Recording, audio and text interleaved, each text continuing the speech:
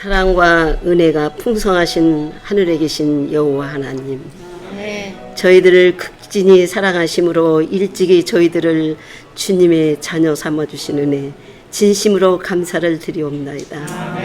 오늘은 남들보다 특별히 거룩한 안식일을 맞이하여 오전 아버지의 말씀으로 풍족하게 하여 주시옵시고, 이제 오후를 통해서 우리 예언의 공부를 하기로 저희들 모여 있습니다.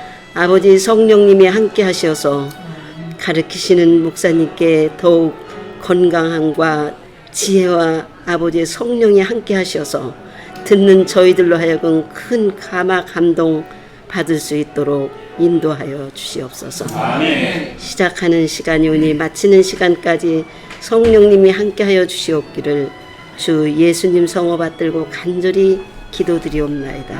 아멘. 아멘. 지난 시간에 우리가 그렇게 배웠어요. 이 창조하신 모든 것들은 우리 인간들이 뭐 하도록 하셨다? 즐기라고. 이 즐긴다는 게 그냥 쾌락을 위한 즐김이 아니라 그 속에서 감상하면서 그 아름다움을 우리의 마음속에 이제 또 우리의 그 품성을 아름답게 만드는 그런 것으로 이렇게 해나가야 된다고 했어요. 그래서 가장 아름다운 품성이 뭐냐? 순수함과 단순함이라고 그랬어요. 너무 꾸미지 않는 게 좋아요. 몸도 그렇지만 마음을 많이 꾸미잖아요. 없는 말 하고, 그죠? 이렇게 뭔가 복잡하게 자기 생각을 해서 이렇게 하는 것은 좋지 않습니다. 그리스도인은 좀 이렇게 좀 단순했으면 좋겠다. 그리고 깨끗했으면 좋겠다. 예. 이기심이나 탐욕으로 물들어 있고 그러면 아주 정말 더럽죠. 예, 그래서 깨끗한, 단순하고 순수한. 이 천연계는 그런 것 같아요. 거짓말을 안 해요. 변하지 않죠. 예. 그 씨앗을 같은 것도 뿌려보면 뿌린 대로 또 나게 되고 거두게 되고 하죠. 근데 인간은 그렇지 않아요. 아까도 우리 밥 먹으면서 우리 장모님들하고 이렇게 그런 얘기를 했는데, 그 가가얀 데오루라고 하는 그 필리핀에서 오신 두 네이분 오늘 소개했잖아요. 그분들이 거기에서 상처를 너무 많이 받았어요. 그래서 교회에서가 아니라 거기에 있는 한국인들한테 사기를 엄청나게 당했답니다. 원래 외국 나가면 한국 사람이 한국 사람 더 무서워. 네, 등쳐먹어가지고. 근데 일일교회 나갔더니 그 교회 안에 자기를 사기쳤던 사람들이 다 앉아있더래요. 그래가지고 교회라면은 아주 일을 가는 거야. 그냥 교인들이 자기를 사기쳐먹은 거니까요.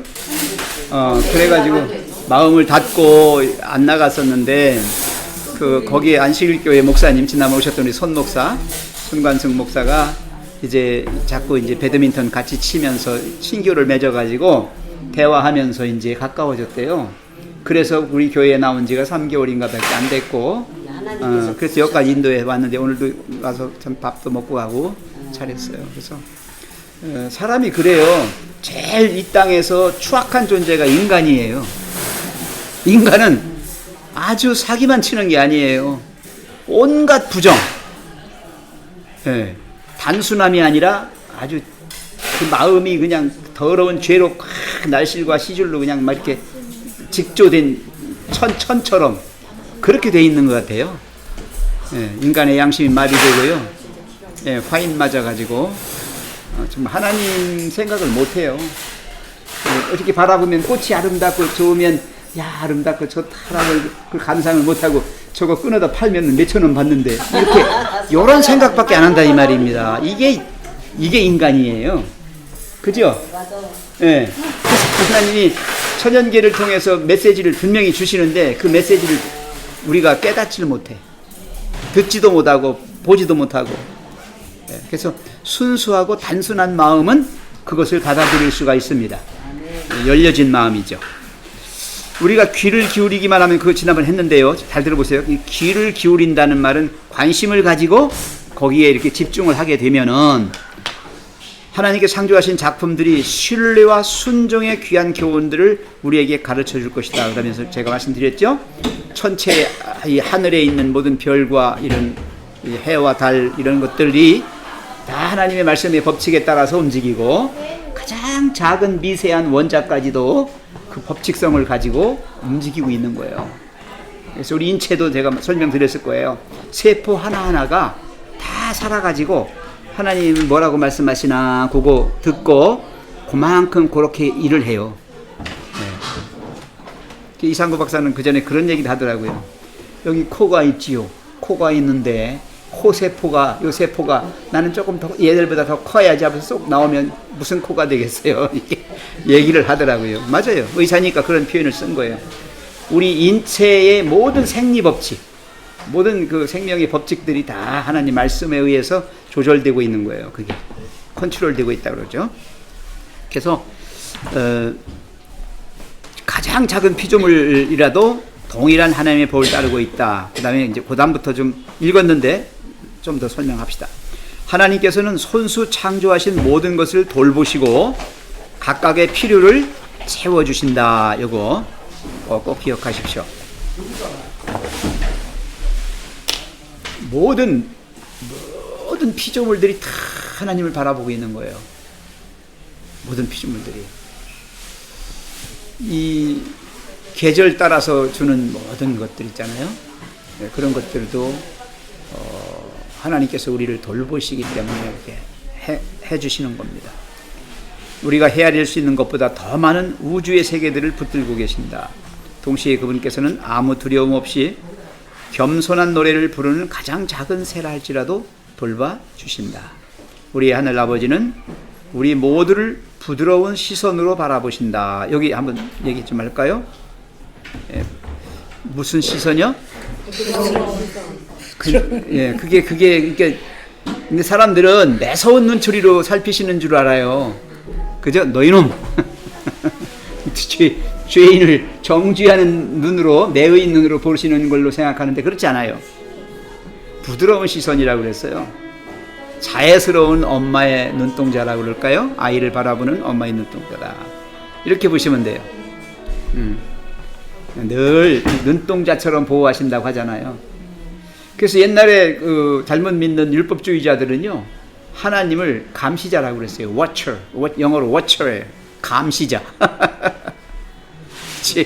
죄를 얼만큼 졌나. 늘 그렇게 했어요. 그래서 여기 벽에다가도 눈동자 하나를 크게 그려가지고 액자로 해가지고 이렇게 늘 걸어놨대요. 하나님이 나를 저렇게 노려보신다. 무서운 하나님이죠. 예, 무서운 하나님이죠. 율법주의자들은 무서운 하나님이에요. 사랑이 없어요. 그냥 율법대로 또박또박 지키는 거죠. 오늘 배웠잖아요. 우리가 그리스도인은 뭐예요? 율법 이상을 가져야 된다 그랬어요. 그죠? 예. 율법으로는 아무 문제가 없어요. 흠이 없어요. 율법으로는. 근데 하나님의 눈으로 봤을 때는 이건 완전히 엉터리인 거예요. 예. 합법을 가장한 불법이고, 그죠? 정당을 가장한 이건 이제 하나의 이거 뭐라고 할까요? 이 부당함입니다. 그래서 이 사회가 가지고 있는 제도, 법 이런 것들은 그냥 보편적인 것으로 있는 것이지 그리스도인의 입장에서 봤을 때는 그거 가지고는 아닌 거예요. 그 사람은 그냥 착해서 법 없이 살아. 그건 그 정도 갖고는 안 되는 거고, 예, 우리가 사랑으로 그것을 넘는 그런 사람이 되어야 되는 거죠. 이거 부드러운 시선에 대해서 말씀이 나와서 좀 이렇게 같이 좀 나누고 싶은 것 중에 하나가, 처음에 그러니까 성경 말씀 볼 때는 전혀 이렇게 안 느껴졌어요. 아까 말씀하신 대로 진짜 눈 하나 그려져 있고 나를 감시하는 감시자, 내 죄 짓는 거를 계속 이렇게 막 쳐다보시는 그런 분. 그러니 뭐 이게 맨날 이걸 읽으면 두려운 거예요. 성경 말씀을 읽으면 맨날 나를 감시하고 감시한다라기보다는 감시를 당한다라고 생각을 하니까 두려워요. 하나님이 그냥 두렵고, 여기서 다른 말들이 눈에 안 들어와요. 그러니까 이런 약속의 말들이나 나에게 감동을 주는 이런 말들이 그게 눈에 안 들어와요. 그냥 니네 뭐 해야 된다? 죄 짓지 마라. 회개해야 된다. 그러니까 이런 것만 들어오는 거예요. 처음엔 그랬어요. 그래서 시간이 지나면서 한번 된탕 넘어지고 그러면서 다시 일어나는 과정 속에서 그때 처음으로 그 수고하고 무거운 짐진 자들아 다 내게로 오라 너희를 쉬게 해주리라고 했던 그 음성이 진짜 내 이 경험 속에서 그걸 느끼고 난 순간부터는 이 그동안의 그 하나님을 내가 오해하고 있던 이런 것들이 다 이렇게 어느 정도 벗겨지기 시작을 하는 거예요. 아하, 내가 많이 오해를 했구나. 하나님은 그런 분이 아니셨구나. 그러면서 이제 그때부터 성경 말씀을 폈을 때 달라지는 게 점차 나 때문에 고민하시고 우리 또 이스라엘 백성들 때문에 고민하시고 힘들어하시는 그런 모습들이 역설적으로 표현되어 있다는 걸 점차 깨닫게 되는 거예요. 아멘. 이게 되게 아이러니한 게 뭐냐면요. 성경 말씀 그냥 잘못 읽으면 욥기서 같은 경우도 1장 2장 고기를 잘 읽어보면 하나님께서 사람들에게 죄를 주는 것처럼 그런 식으로 표현이 돼 있어요. 근데 가만 보면 사단이 사람을 치는 건데 사단이 하나님께서 그렇게 저가 그 치신 것처럼 그런 식으로 말을 해요. 근데 사실 보면 역설적이거든요. 하나님께서는 사단이 치게끔 허용을 하신 거지 직접 치신 게 아니에요. 그러니까 이게 성경 말씀을 자꾸 보다 보니까 그런 역설적인 표현들이 되게 많더라고요. 그러면서 그 역설적인 표현을 거꾸로 잘 이해해 보니까 아, 이게 정말 사랑의 메시지고 이 우리를 제가 이 단적인 예가 넘어졌을 때요. 그때가 엘렌 G 화이트 여사 뭐라고 돼 있냐면 그때가 가장 기도가 필요한 때라고 돼 있어요. 내가 가장 힘들어서 낭망하고 힘들어하는 그 가장 최악의 시점에 놓였을 때 그때 기도하라고 돼 있어요. 근데 기도 안 나와요. 왜? 부드러운 하나님이 안 보이면 절대 기도 안 나와요. 나를 감시하시는 분, 내 죄가 있나 없나 이런 거를 체크하시는 분, 이렇게 생각하는 하나님, 내가 그렇게 생각하고 있으면 그 낭망의 순간에 절대 기도가 안 나와요. 근데요, 내가 성경 말씀을 통해서 그 하나님이 아니고 정말 이 심판이라고 하는 것 자체가 우리를 어떻게 해서든지 오늘 그 말씀하셨던 이미 만들어져 있는 그 집에 다 데리고 오고 싶어가지고 했던 그 하나님이라는 거를 깨닫고, 또 얼마 전에 왜 우리 그 남양호 장로님이 아침마다 올려주시는 그 말씀 중에 그 아침에 그거 읽고 나서 눈물이 픽 돌더라고요. 그래갖고 답글을 달았는데, 이 죄악의 세상에서 힘들고 고통받는 우리를 위해서 이 가을에 이 단풍 물을 들여주셨고 채색을 해주셨다는 그 표현이 옛날에는 그게 그렇게 와닿지가 않았어요. 근데 그날 아침에 그걸 읽는데 너무 감사한 거예요. 우리 보고 그거라도 보고 기뻐해라. 니네가 그렇게 낭망하고 힘들어하지 말라. 그 메시지를 들리니까 막 아침부터 막 마음이 먹먹하더라고요. 근데 그렇게 그런 하나님이라는 게 자꾸 느껴지면 느껴질수록 그런 사소한 거 하나하나가 점차 마음을 울리고 그렇게 되다 보니까 넘어지잖아요. 그러면 얼마든지 나를 용서해 주시고 내가 기도드리면 다 들어주시는 분이라는 게 이제는 마음속에 막 깊이 그게 이제 알게 되니까 저절로 기도가 나가요. 힘들면 그때 아버지 지금 제가 이만저만해서 이렇게 해서 힘들어요. 지금 도와주세요. 그냥 이런 기도가 나가게 되더라고요. 근데 이런 부드러운 하나님을 아직 못 보면 그 기도가 안 나가요. 그래서 여기에서 우리가 성경 말씀 볼 때 이 부드러운 시선, 하나님의 이 부드러운 시선을 정말 알 때까지는 누구 전도하고 뭐 이런 거는 다 일단 제쳐놓고 이 부드러운 하나님을 먼저 아는 게 제일 우선이라고 저는 생각이 돼요. 아멘. 아멘. 서집사님도 한 말씀. 저도 집사님 이렇게 말씀 듣고 나니까 저도 이제 이렇게 제가요 이렇게 성령에 충만되어 있지 않고 그냥 내 이익을 위해서 탐심이나 막 이런 것들에 둘러싸여 있을 때는 사실 기도가 안 나와요.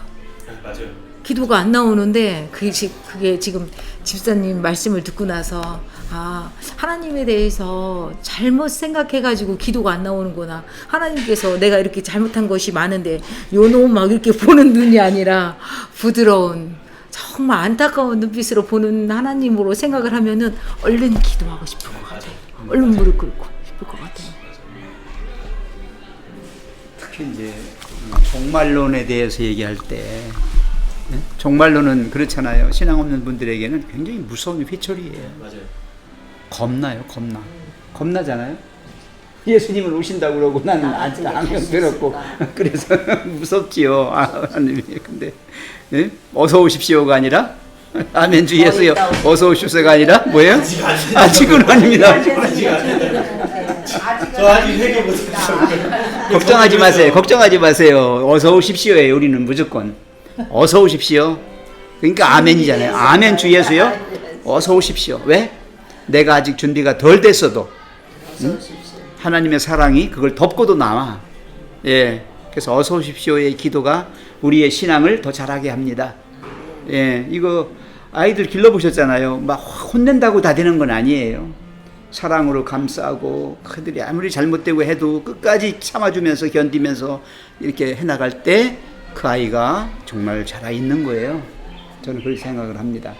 무서운 아버지와 사랑스러운 예. 아버지와 좀 차이가 많은 것 같아요. 아 그러네요. 그거는 무서운 아버지는 자꾸 숨기고 안 하죠. 거짓말하게 거짓말하죠. 되죠. 근데 사랑스러운 아버지는 무엇이든지 다 얘기를 한단 말이에요. 그럼 다 들어준 우리 아빠는 다 들어주신다. 이게 우리가 신앙생활도 그런 것 같아요. 그냥 그렇게 하다 보면 네. 그 어린이들이 이렇게 자라서 커도 네. 그 친밀함을 가까이 느껴. 네. 이게 그냥 무서운 어렸을 때 아빠가 경계를 아빠는 하면 사랑하는 커서도 어른이 되고 할아버지가 됐어도 맞아요. 좀 이렇게 하는데 맞아요. 그렇지 않으면 언제 봐도 가까운 가까운 관계 그걸 느꼈어. 나를 이해해 줄 것이다. 그게 기도가 잘 나오고 무서운 하나님한테는 안 나온다는 말이 맞아요. 그러니까 그 얘기 성경 말씀에 그 얘기잖아요. 내가 이래가지고 뭐를 구했느냐 들어주지 않으실 것이다. 기도가 안 나온다는 말이 맞아요. 믿음이 약할 때 기도 안 나와요. 그 어제 그제 이렇게 설교 말씀을 듣다가 오늘 여기 같이 계시니까 이렇게 좀 공유하고 싶어서 그런데요. 이게 성령님께서 우리에게 그 빛이 되시는 게, 그러니까 오늘 그 목사님도 그 얘기 하시잖아요. 어둠은 하나님께서 창조하신 게 아니에요. 하나님께서 창조하신 건 빛을 창조하셨고 빛이 있으라고 하신 거예요. 그러니까 쉽게 얘기하면 지금 우리 저 커튼을 다 닫으면 빛이 안 들어오게 막잖아요. 저 차광막이라. 근데 우리가 이게 저 차광막을 다 닫는다 해도 저 사이사이로 틈틈이에 지금 빛은 들어오고 있어요. 그러니까 우리가 죄인 되었을 때 죄된 마음에서도 계속 하나님께서는 우리에게 빛을 주시는데 저 희미한 빛 한 줄기라도 우리 마음에 계속 오고 있다라는 거예요. 자연계를 통해서든 천연계를 통해서든 주변의 지인들을 통해서든. 그래서 이 하나님께서 주시는 그 이 사랑의 빛이 계속 내게 올 수 있게. 그러니까 나는 내가 할 수 있는 거는 뭐냐면 우리는 그 여기 우리 생애 빛 이거 계속 하면서 우리 스스로가 회개할 수 없다고 하잖아요. 그러면은 회개를 할 수 있는 방법, 유일한 방법은 뭐냐면 계속 빛이 내게 비칠 수 있도록 나는 빛 가운데 내가 놓여지게끔 계속 나를 그리로 가게 만드는 거예요. 그게 바로 이 말씀을 계속 보는 거. 이 말씀을 자꾸 내가 사랑하면, 그러니까 처음에는 사랑으로 안 다가오겠지만 무섭겠지만 점차 자꾸 보다 보면 나중에는 그러니까 이제 그게 이해가 되는 거예요. 그러니까 옛날에는 다윗이 주의 법이 어찌 그리 사랑스러운지 이게 뭔 소리야 이해가 안 갔어요. 어떻게 사랑할 수가 있는지 이해가 안 됐어요. 근데 이 성경 말씀을 통해서 이 부드러운 하나님과 그 용서하시는 하나님을 자꾸 느끼면 느낄수록 새로운 예수님, 새로운 하나님이 자꾸 느껴지고 새로운 감동이 느껴지고 그러다 보면 아 그래서 사랑에 빠지는구나라는 걸 알겠더라고요. 그래서 이 부드러운 시선으로 바라보신다 하는 걸 아주 참 꼭 마음에 두십시오. 그분께서는 우리가 일하러 갈 때 보고 계시고요. 기도할 때 들으시고요. 밤에 잠자리에 누울 때도 아침에 일어날 때도 우리를 보시고요.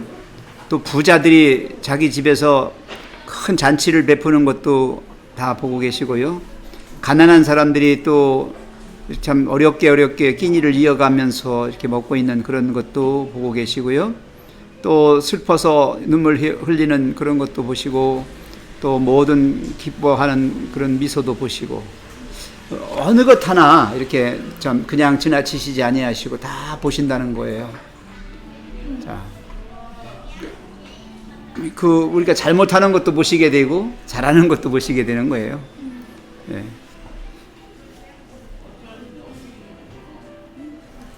이쯤 되면 여기 그 자꾸 보신다는 표현이 자꾸 나오잖아요. 근데 여기 이거 보실 때 이거를 같이 좀 생각을 해봤으면 좋겠어요.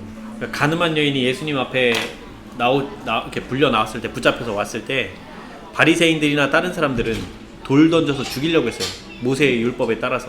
그래서 예수님께 그걸 시험으로 던졌지만 예수님께서는 끝끝내 그 여인한테 전한 말이 뭐예요? 그쵸, 맞아요. 나도 너를 정죄치 아니하니 다시는 죄를 범하지 말라. 근데 여기 지금 우리가 방금 읽은 거를 보면 뭐 할 때도 보시고 뭐 할 때도 보시고 뭐 할 때도 보시고 근데 우리가 이 보신다는 표현을 자꾸 이게 잘못 이해를 하면 내가 자꾸 내가 즐거울 때 그거를 하나님에 의해서 기뻐하는 걸로 이해하면서 받아들이면 좋은데 대부분 사람들은 그렇게 생각 안 해요.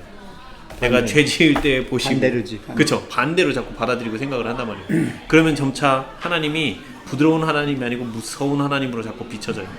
거기에다가 새천사 기별이며 계시록을 딱 갖다 대면 이제 그때부터는 복음이 복음으로 안 오는 거예요. 이제 그때부터는 두려운 거예요. 그냥 굉장한 부담감으로 오죠. 감히 그걸 어떻게 할까? 네. 우리가 부족하니까. 그죠. 그러니까는 우리는 이게 어떻게 이 소리가 절로 나요. 우리가 어찌할 거라는 그 소리가 절로 나와요. 근데 어떻게 해야 될지를 못 찾는 거죠.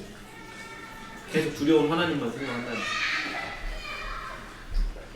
근데 정말 때때로 우리가 하나님이 우리를 보신다는 걸 생각하면 용기가 되고 큰 힘이 되죠. 그래, 나의 이 처지와 형편을 하나님이 아셔, 보시고 계셔. 지금도 이런 생각을 하면 우리에게는 희망이 있어요. 네. 오늘 배운 교과에 이제 그 느헤미야가 거기 나오지요. 자기 자신이 가지고 있는 모든 특권을 다 내려놓고, 그리고 다른 사람들로 하여금 어떻게 해요? 같은 동족을 그렇게 노예 삼고 착취하는 거에 대하여 우리가 죄 짓고 있는 거거든요. 근데 그게 합법적이에요. 그 당시에 법으로는 다 합법이에요. 율법으로는 다 합법입니다. 그렇지만 그 이상, 정말 생각해 보세요. 이방인에게서 포로됐던 사람들이 해방돼서 왔어요. 자유를 얻었는데 여기 와서 같은 민족을 또 같은 민족이 억압하고 착취하는 거야. 기가 막힌 얘기예요.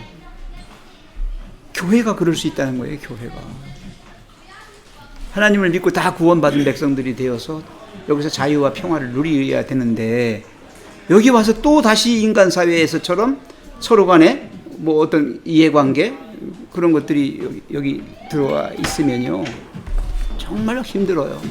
정말 힘들어요. 지금 대형 교회들 지금 난리 났잖아요. 지금 막 2개, 3개로 막 갈라지고, 이 패 내 패 해가지고 지금 대단해요. 한국 기독교가 지금 위기예요, 위기. 그래서 우리 진짜 이 교회야말로 하나님이 바라시는 가장 이상적인 율법 이상의 그러한 사회가 되어야 된다. 교회 사회는 서로 의하고 정말 내 친가족보다 더 사랑하는 사람으로 이렇게 살아갈 수 있어요. 한번 생각해 보세요. 집에서 지금 내 가족 빼놓고 이렇게 가족 관계 가지고 있지만은 일주일에 몇 번 만나요? 1년간에 몇 번 만납니까? 근데 우리는 적어도 여기 오시게 되면 암만 못 만나도 한 번, 2번은 만나요. 일주일에. 예, 그러면 정말 따지고 보면 굉장히 가까운 사이예요. 우리 노래도 하잖아요. 뭐 이웃 사촌이 먼 친척보다 낫다고 그러고 그런 얘기처럼 우리가 자주 이렇게 만나고 서로 인간관계를 형성하기 때문에 이 안에서 우리가 그것을 누리거나 그것을 맛보지 못하면 우리 그리스도인으로서 우리는 실패하는 거예요. 그래서 다른 교인은 어떻다 치더라도 우리는 정말 하나님의 사랑의 눈으로 우리를 돌보시면서 모든 것에 대하여 우리 하나님께서 가장 적절한 합당한 방법으로 우리를 그렇게 영적으로 승화시켜 주실 거예요. 자, 하나님께서 돌보신다는 사실을 믿으면 거기부터는 안 했죠? 거기부터 누가 읽어주셔야 되겠다. 여기서부터. 하나님께서 돌보신다는 사실을 믿으면 우리는 불필요한 걱정을 하지 않을 것이다. 우리의 생애는 지금처럼 슬픔으로 가득하지 않을 것이다. 크건 작건 모든 것이 하나님의 손에 놓이게 될 것이다. 하나님께서는 우리가 대면하는 수많은 문제를 어떻게 해결할지 아신다. 그리고 그분께서는 우리의 모든 염려를 충분히 감당할 수 있을 만큼 강하시다. 우리는 전에 경험하지 못했던 마음의 평화를 누릴 수 있다. 우리의 감각은 이 지구의 아름다움에 즐거워한다. 하물며 죄나 죽음의 슬픔이 결코 없을 다가올 세상을 생각해 보라. 늙거나 병드는 것이 전혀 없을 것이다. 구원받은 자들의 아름다운 본향, 우리가 상상하는 그 이상으로 훨씬 영광스러울 그곳을 생각해 보라. 자연에 있는 저 많은 하나님의 선물에서 우리는 그분의 영광 중 극히 일부만 보고 있다. 성경은 하나님이 자기를 사랑하는 자들을 위하여 예비하신 모든 것은 눈으로 보지 못하고 귀로 듣지 못하고 사람의 마음으로 생각하지도 못하였다 라고 말한다. 난 눈인지 암을 그래서 시인들과 자연을 탐구하는 사람들이 그 아름다움에 대하여 놀라운 찬사를 바란다. 하지만 그리스도인이라고야말로 자연을 가장 잘 항유하고 있다. 그들은 모든 꽃과 나무에서 하늘 아버지의 솜씨와 사랑을 본다. 그들은 언덕과 강과 바다를 인류에 대한 하나님의 사랑의 표현 방법으로 본다. 하나님께서는 우리의 생애를 지도하시는 섭리와 성령의 가마를 통하여 우리에게 말씀하신다. 우리가 마음으로 활짝 열어놓고 이해하려고만 한다면 우리는 일상에서 일어나는 것들 속에서 귀중한 교훈을 발견할 수 있다. 자연 광경에 대하여 묵상하면 다윗은 이렇게 기록하였다. 세상에는 여호와의 인자하심이 충만하도다. 시편 33의 5절에 지혜 있는 자들은 이러한 일들을 지켜보고 여호와의 인자하심을 깨달음이로다. 그 밑에도요. 자, 하나님께서 우리를 눈동자처럼 돌보신다. 그렇게 우리가 믿죠. 그런데 우리는 걱정합니다. 우리는 믿으면서도 슬퍼합니다. 어쩌면 그리스도인들이 더 많은 문제를 짊어지고 있을 수 있어요. 세상 사람들은 생각지도 않고 짊어질 전혀 아무런 의식도 없는데 우리는 혼자 끙끙대고 치고 또 하나의 짐을 진 것처럼 그렇게 갈 수가 있어요. 아까 우리 이 집사님이 수고하고 무거운 짐진 자들아 내게로 오라고 하는 의미를 다시 한번 얘기했는데, 세상 사람들은 그런 거 안 져요. 그렇죠? 양심에 그런 거리낌이 없으니까. 네가 잘했다고 생각. 네, 그렇습니다. 못하는 게 등신이고 바보라 그러죠. 그러나 그리스도인은 그걸 오히려 더 뛰어넘는 사람들이 돼요. 그래서 불필요한 걱정을 하지 않고 또 슬픔으로 가득 차지도 않고 또 모든 문제도 그렇게 큰 문제 때문에 고민하지 않아요. 왜 고민이 안 되겠어요? 그러나 그것을 다 아시고 해결해 주실 해결자가 계시다는 거예요. 우리에게는. 거기 말씀 중에 나왔죠? 크건 작건 간에 모든 것이 하나님의 손에 놓이게 될 것이다. 하나님께서는 우리가 대면하는 수많은 문제를 어떻게 해결할지 아신다. 그리고 그분께서는 우리의 모든 염려를 충분히 감당할 수 있을 만큼 강하시다. 우리는 전에 경험하지 못했던 마음의 평화를 누릴 수 있다. 거기에 이제 평화라고 하는 데다가 강조를 좀 해주세요. 늘 강조합니다. 제가 하나님을 믿을 때 제일 먼저 나타나는 현상이 뭐냐? 마음의 평화예요.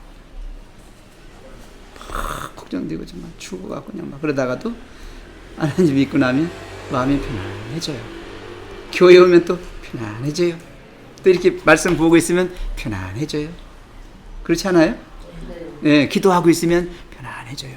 막 복잡하고 그냥 막 문제 때문에 금방이라도 그냥 큰일 날 것 같고 막 그러다가도 예, 우리 하나님 생각하고 이렇게 맡기고 하면 편안해져요. 네. 그래서 마음의 평화를 누리지 못하면 예, 그리스도인은 신앙하는 것이 보통 어려운 게 아닙니다. 아주 힘들어요. 예, 참 때려치고 싶은 거예요. 의무감으로만 하니까 하나님이 보시니까 어쩔 수 없이 한다. 이거 이렇게 되면 힘든 거예요. 그래서 염려와 걱정과 슬픔과 문제와 이런 것들을 하나님께서 다 아시고 해결해 주실 능력도 있으시고, 그죠? 예, 우리가 그걸 당하게 그냥 두시지 않는다는 거예요. 예, 그래서 우리가 모든 걸 하나님께 맡기고 그분이 도와주실 것을 그 약속을 믿고 그렇게 하면 평화가 온다. 그 다음에 있는 말씀이 중요합니다. 우리의 감각은 거기요, 이 지구의 아름다움에 뭐한다? 즐거워한다. 이거 보십시오. 예, 이 우리의 감각이라고 그랬어요. 감각이 뭐가 감각이에요? 보고, 듣고, 냄새 맡고, 맛보고, 느끼고 모든 것이에요. 모든. 예.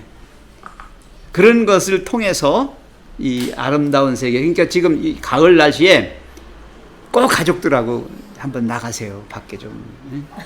나는 우리 집 아이들한테 늘 제가 주문합니다. 야, 방에 붙어 있지 마. 시간만 나면 나가라. 예. 그러면 우리의 마음이 순수해져요. 우리 마음이 순수해져요. 아까도 우리 남양호 장로가 보내준 그 글 저도 읽었습니다. 가을의 아름다움을 왜 주셨는가? 겨울의 그 혹독함, 겨울의 그 쓸쓸함, 그런 것들을 이런 걸 추억하면서 이길 수 있게 해주시는 거예요. 그리고 봄의 아름다움을 또 소망하면서 기대하면서 또 견디는 거예요. 그거 아니겠어요? 그 가을이 좋은 건 뭐냐면 그 눈 푹 쌓이고 추운 겨울날 먹고 살 거를 미리 가을에 다 수확해서 그득하게 창고에 쟁여놓고 살면 부자 부럽지 않아요? 어? 누가 부럽습니까?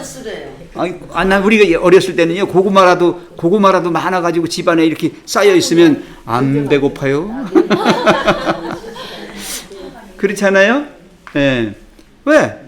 우리 하나님께서 가을에 이렇게 풍성하게 해주셔서 겨울을 충분히 날 수 있게 해주시는 거예요. 옛날부터 먹을 거 쌀과 땔감만 있으면 아주 만족이었잖아요. 불만 떼면 겨울 진짜 나니까. 장작 싸놓고 연탄 싸놓고 네. 어? 식량 방에 하나 있고 그러면 얼마나 행복합니까? 맞아. 예. 우리나라는 월급 타서 연탄하고 쌀만 팔아놓으면 부자야. 마음이 그냥 편안해. 이제는 김장에 넣으면 누나 그만해요. 맞아. 이제 맞아요. 겨울 일은 끝나는 거예요. 그래서 이제 하나님이 그래서 가을을 이렇게 만들어 주신 거예요. 풍성하게.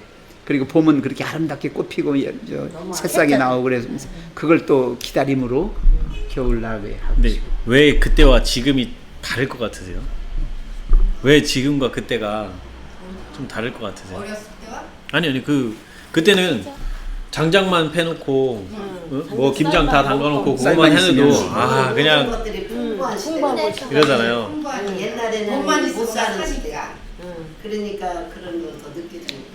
그거보다 지금 제 생각은 그거예요. 뭐냐면 시대가 달라지고 안 달라지고를 떠나서 내가 요 수준에 만족할 거냐 안 할 거냐 그 마음. 근데 지금 우리가 사는 시대는 그렇죠. 지금 우리가 사는 시대는 계속 경쟁을 한다라는 요 아주 쇠뇌를 시켜요. 그래서 지금의 내 자신의 내 상태에 대해서 만족을 못하게 만들어요. 이게 만족이 안 되니까 계속 돈 벌러 나가야 되고 계속 뭔가를 하지 않으면 불안해지고 이러는 거예요. 잘 살아야 돼. 그쵸. 남보다 내가 조금 더. 그러니까 지금 현재 내가 행복하다라고 생각하는 사람은 우리나라에 거의 없어요. 그래서 우리나라가 전 세계에서 행복 지수가 거의 최하위예요, 최하위. 맞아요. 이게 무슨 얘기냐면요. 그만큼 우리는 풍요로운 그 나라에서 살고 있음에도 불구하고 불행하게 사는 거예요. 근데 왜 불행해요? 왜? 그래요, 맞아요. 지금의 내 상태를 만족을 못하니까 이런 상황이 벌어지는 거예요. 근데 상대적 빈곤감. 그렇죠, 맞아요. 진짜 내가 어려운 상황에 처해서 어려운 사람도 있긴 하겠지만 대부분은 삼시세끼 밥 먹고 등 따시고 뭐 배 터지게 이렇게 먹을 수 있는 상황은 다 대부분은 놓여 있어요. 근데도 불구하고 왜 불행해요? 만족을 못하는 거예요. 지금 이 상황에 대해서 행복을 못 느끼는 거예요. 근데 과거에는 어르신들 말씀하신 것처럼 장작 패다 놓고 뭐 김치 담가 놓고 된장 담가 놓으면 아 이제 나머지 뭐 창고에 뭐 곡식 쌓여 있고 이러면 뭐 이제 끝난 거죠 이제. 그러니까 그럼 이제 뭐예요? 마시라로 다니는 거예요. 마시라로. 옛날에는 참 마음들이 순수했어요. 순수했는데 지금은 마음들이 뭐라고 할까? 경계 속에서 살으려니까. 그러니까 딱. 제가 맞아요. 딱 깔게 되죠. 그래서 그런 것 같아요. 그래서 자연을 그리고 통해서 배우라는 거예요. 옛날에는 공부를 안 했어. 근데 지금 공부를 했어. 그 세계를 아는 거야. 그게 독이에요. 그래서 그게 문제야. 공부를 하는 건 당연히 해야 되는 거지만 하면 할수록 문제는 뭐냐면 자꾸 다른 내 거에 만족하는 쪽으로 자꾸 생각을 해야 되는데 나보다 조금 더 나은 사람들 더 잘 사는 사람 여기를 보고 나와 비교를 하는 거예요 자꾸. 공부를 해서 아니 공부를 해서 이제 돈을 벌고 그런 길을 나누면 그만큼 자기네 먹을 것만 남겨놓고 그걸 나누면서 자꾸만 이렇게 먹으면 모든 사람이 그렇게 하면 평화로울 거야. 근데 그게 아니라 있는 사람의 눈에는 이렇게 눈에는 우리들 저 평범한 사람 눈에는 안 보여. 있는 사람 높은 사람들 눈에는 환히 보이는 거야 세계가. 그러니까 자꾸만 그쪽으로 가고 싶어 하는 거야. 그러다 보면 범죄길이 자꾸 생기고 그 사람들 잘 살게 되고 또 없는 사람들은 그냥 맨날 거기서 왔다 갔다. 그러니까 우리가 너무 많이 배워도 문제는 문제인 것 같아. 너무 많이 배우는 것 같아. 그래서 이게 성경 말씀을 공부를 하면서 이제 점차 그 달라져 가게 되는 게 뭐가 달라져 가냐면 거기 말씀에도 그러잖아요. 네 가진 바 족한 줄을 알라고. 그러니까 점차 이제 행복을 찾아가는 방법이 그러니까 여기 지금 보면 마음의 평화가 올 수 있는 방법은 딱 하나예요. 지금의 내가 뭐 더 뭔가를 바래야 되는 이런 상황이 아니라 아하 지금 내가 그냥 이 상태만으로도 하나님께서 이만큼 벌써 이렇게 해주신 거에 감사하다라는 생각을 하게 됨으로써 이제 점차 이제 그런 거 더 필요가 없는 거예요. 아우 나 거기까지 굳이 안 가도 지금 이 상태로도 난 좋아. 그러니까 그럴수록 이제 마음이 네, 맞아요 평화 찾아오기 시작을 하는 것 같아요. 그래서 이 지구의 아름다움을 이 시인이나 화가보다 더 즐기고 더 그 속에 이렇게 깊이 뭐라고 할까요? 우리의 관심이 그쪽으로 가져줘야 되는 것이에요. 그렇지 않으면 마음이 강팍해져요. 아까 우리 이집사 얘기대로 요새 젊은이들이 비극이 뭐냐면 그런 시대거든요. 지금이 서로 경쟁해서 밟고 올라가야 되고 남의 거 착취해서 더 많이 가져야 되고 이런 세계거든요. 우리 때는 그저 아까 얘기대로 쌀만 있으면 면탄만 있으면 장작만 있으면 그렇게 하면 뭐 행복했으니까요.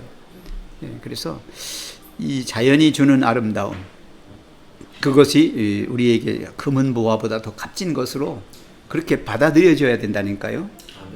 그렇게 해야 돼요. 요새 우리 집사람한테 내가 어떤 때는 쿠살이 들어요. 콩 하나를 줍기 위해서 해 집어가지고 그거 하나 주워 또면 그걸 뭘 주냐고 이렇게 한번 핀잔을 해요. 근데 내가 뭐라 그래요? 여보 이거 하나도 이거 하나님이 주신 건데. 그럼 우리 집사람도 맞아. 맞아. 우린 그래요. 한쪽에 콩알 하나도 그건 귀한 거예요. 그렇잖아요? 그러니까 모든 것에 이 자연의 세계 속에서 있는 모든 것들이 가장 하찮은 것까지도 우리가 그걸 귀하게 여기고 그것이 정말 나에게 주신 하나님의 선물이다 이렇게 생각을 하면 뭐 해줄 수 있다? 행복해질 수 있다는 거예요. 그러니까 아까 순수함 계속 이거 공부하기 전에 순수함을 우리한테 가르쳐 줬잖아요. 순수함을 가지면 그 모든 것들을 이길 수 있다. 지금의 지구도 아름답지만은 이제 영광의 그 나라 하나님의 나라는 얼마나 아름다울까. 그걸 생각해 보자는 겁니다. 지금 여기 나왔어요. 하물며 죄나 죽음의 슬픔이 결코 없을 다가올 세상을 생각해 보라. 그 다가올 세상. 예, 다가올 세상. 근데 세상 사람들은 그걸 모른다. 근데 이거를 지금 그 다가올 하늘의 세상을요, 우리 충분히 유추해 볼 수 있어요. 왜 그러냐면 율법을 주셨을 때 7년마다 노예가 풀려나요. 그리고 50년째가 되면, 그죠? 50년째가 되면 내가 팔았던, 그래서 하나님께서 주셨던 그 기업 땅, 그 땅을 내가 어쨌든 저쨌든 뺏겼다 할지라도 50년 만에 다시 내게로 돌아오게 돼 있어요.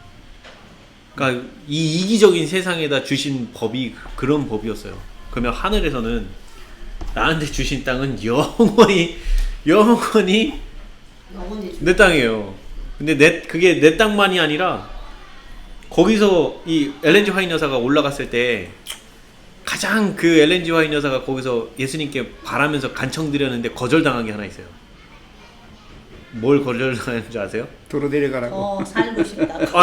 거기 있는 그 과일상에 올려져 있는 그 식탁에 몇 킬로나 되는 그 식탁에 올려진 과일이 너무 맛있게 보여서 엘렌 G 화이트 여사가 예수님께 저 이거 하나만 먹어보게 해주세요. 그랬더니 가고 싶지 않다고. 네. 그리고서 네, 가기 싫다고도 하고. 근데 지금 이걸 먹으면 영원히 내려갈 수가 없으니 안 된다. 내가 너에게 이걸 보여준 거 가서 사람들에게 전하고 너가 신실하게 내 말을 지키면 와서 다시 먹을 수 있다라고 그때 얘기를 하신 거예요. 얼마나 먹음직스러웠으면 그걸 한번 먹어. 네, 맞아요. 그러니까 거기에 있는 그게 먹고 욕심으로까지야. 그래서 이게 하늘 그 돌아올 우리가 가서 살 세상을 보면 이게 정말 따뜻한 세상인 거예요. 이 하나님께서 우리에게 주셨던 이 법을 가만히 되돌아보면 하나님께서는 누구나 다 평등한 조건, 동등한 조건에서 사시길 원했고 누구 하나 어려운 처지에 처한다 하더라도 결국엔 다시 행복을 되찾을 수 있게 되돌려주는 작업이 항상 있어요. 그러니까 그걸 생각을 해보면 하늘 가서는 누구나 다 똑같이 공평, 뭐 이게 비교하고 자시고 할 필요도 없고 다 서로가 만족하면서 사는 거예요. 맨날 웃을 수 있다고 생각해봐. 그죠. 그러니까 그 얘기가 나오잖아요. 엘렌 G 화이트 여사가 그 죄인은 하늘에 가도 재미가 없다고. 비교할 사람이 없는 거예요. 자기랑 비교해서 내가 1등으로 올라가야 되는데 내가 비교해갖고 1등으로 올라가려고 하는 사람이 아무도 없어요. 경쟁하는 사람이. 그러니까요. 그러니까 죄인이 하늘 가면 재미없고 심심한 거예요. 그러네. 욕심을 먹고. 네, 욕심 부리는 사람이 있어야 경쟁을 하고 경쟁을 해야 자기가 1등하고 1등하는 재미가 있어서 하는데. 그런 사람 안 데려가는 거. 아예 가지도 못할 걸. 물론 가지도 못하지만 만약에 그 사람들이 갔다 해도 그렇다라는 얘기를 하더라고요. 깜짝 놀래지 이런 세상이 있는 거 같지. 늙거나 병드는 것이 전혀 없을 것이다. 구원받은 자들의 아름다운 본향. 우리가 상상하는 그 이상으로 훨씬 영광스러울 그곳을 생각해보라. 뭐 설악산이 아름답다고요? 뭐 꽃박람회가 그렇게 좋았다고요? 우리 당진에 있을 땐가 꽃박람회를 갔어요. 갔는데 집사님들이 목사님 너무 좋아요. 여기가 천국인가 봐요. 그러니까 누가 천국이 이거 정도면 나은가? 그렇게 자기들끼리 주고받는 얘기를 내가 들었어요. 정말 그건 비교가 안 되지요. 거기는 꽃만 모여 있으니까. 진짜 하나님의 세계는 아까도 노래했잖아요. 참 아름다워라.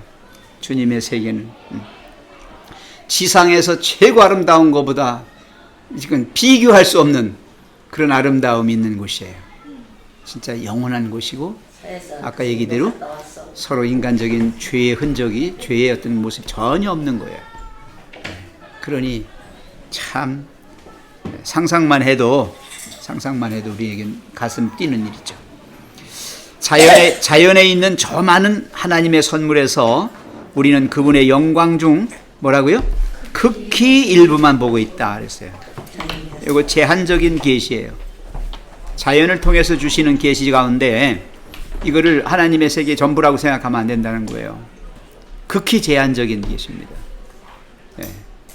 일부 맛도 아니야. 그냥 요만큼 어떻게 이렇게 뭐 보여주시는 거예요.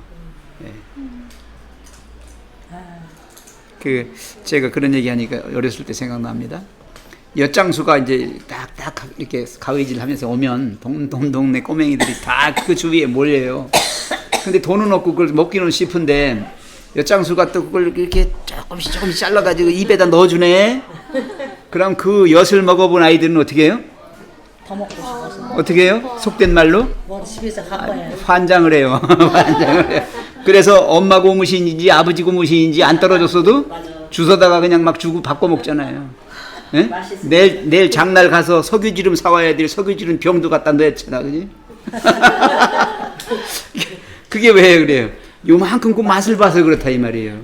그러니까 우리 그리스도인들도 이 땅에 하나님이 주신 그런 자연의 선물들을 정말 그 속에서 그걸 기쁘게 받아서 즐기고 누리면 정말 천국에 대한 갈망이 더 목마름처럼 와요. 목마름처럼. 여기서 이렇게 허덕이고 살 게 아니라 주님 빨리 오십시오. 정말 가고 싶어요. 막 진짜 안달한다고요. 예.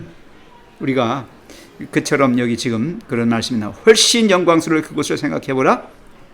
자연에 있는 저 많은 하나님의 선물에서, 예? 자연에 있는 저 많은 하나님의 선물이라고 그랬어요. 우리가 아름답다라고 보는 것만이 아니라 눈에 보이지 않고 귀로 듣지도 못하는 그 세계들이 또 있어. 이 자연 속에도. 우리가 미처 그걸 모르는 거니까. 그런 것까지도 볼 수 있어야 한다는 거예요. 마음으로. 그렇게 되면 그것이 정말 하나님의 그 엄청난 영광 가운데서도 아주 일부분에 지나지 않는 것이다. 그것 자체도. 그러니까 이 그리스도인들은 정말 행복자입니다. 성경은 말합니다. 하나님이 자기를 사랑하는 자들을 위하여 예비하신 모든 것은, 그 다음에 같이 읽어요. 시작. 눈으로 보지 못하고 귀로 듣지 못하고 사람의 마음으로 생각하지도 못하였다라고 말한다. 예. 하나님이 예비하신 모든 것은 우리 눈으로 시력이 약해서 다 보지 못해요.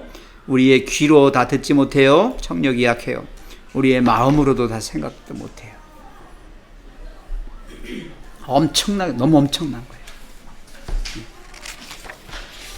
시인들과 자연을 탐구하는 사람들이 그 아름다움에 대하여 놀라운 찬사를 바란다. 그죠? 시인들은 시적인 그 시흥이, 어떤 정서가 마음속에서부터 막 올라와서 그걸 글로 다 아름답게 표현합니다. 근데 시가 참 아름답긴 해요. 근데 그거 정도가 아니라 그 이상이라는 거죠. 그 다음에 자연을 탐구하는 사람들, 자연의 신비, 서프라이즈, 예? 그 놀라운 세계를 막 이렇게 해주잖아요. 그거보다 더 아름다운 그런 걸. 하지만 그리스도인들이야말로 자연을 같이 읽어요. 가장 잘 뭐요? 인조이하고 있다. 인조이해요. 즐기고 있다. 누리고 있다. 가장 잘. 그러니까 하나님의 사랑을 가장 많이, 가장 가까이 느끼는 사람들이에요. 우리가 한 송이의 꽃을 바라보고 한 마리의 새를 보더라도, 정말 하늘에 떠가는 구름 한 조각을 보더라도 그 속에서 우리는 깊은 의미를 읽을 수 있고 볼 수 있고 들을 수 있는 그런 사람들이라는 거예요. 어떤 유명한 시인보다, 어떤 유명한 화가보다도 더 아름다운 세계, 그 영광의 세계를 우리가 누리고 있어요.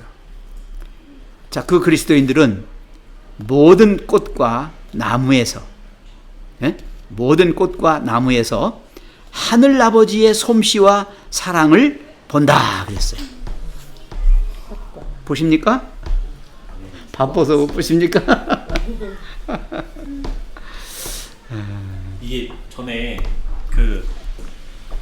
제가 그 자연 다큐멘터리를 좀 쳐다보게 된 게, 그때 최병 목사님이 왜 그 아침 이슬만 봐도 하나님이 이렇게 하신 거에 감사하다고 그랬을 때, 그때도 말씀드렸지만 이해가 안 갔어요. 그래가지고 도대체 자연을 통해서 어떻게 하나님께서 그 사랑을 나타내고 있는지를 알고 싶어가지고 보다가 찾다가 동물의 왕국도 뒤져서 보고, 진짜 자연 다큐멘터리도 찾아서 보고 뭐 개미 왕국 뭐 나온 것도 찾아서 보고 막 이렇게 봤는데 참 보면서 참 놀랍고도 놀라운 게 뭐냐면 식물이요. 전 그런 식물이 있는지조차도 몰랐어요.